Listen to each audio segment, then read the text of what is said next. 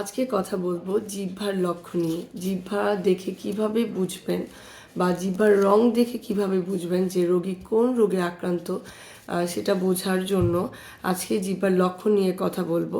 জিহ্বা যদি শুকনো থাকে তাহলে বুঝতে হবে রোগী স্নায়বিক দুর্বলতা বা জ্বরের ইঙ্গিত করে। আর জিহ্বা ফ্যাকাশে থাকলে রক্তহীনতা ইঙ্গিত করে। জিহ্বা লাল হলে পাকস্থলী রোগ ইঙ্গিত করে। জিহ্বা যদি সাদা হয় তাহলে একবার সাদা থাকে অনেক সময়, সেটা হলে বুঝবেন যে কোষ্ঠকাঠিন্য তার আছে। জিহ্বা যদি হলুদ থাকে তাহলে পিত্তের গোলযোগ ইঙ্গিত করে।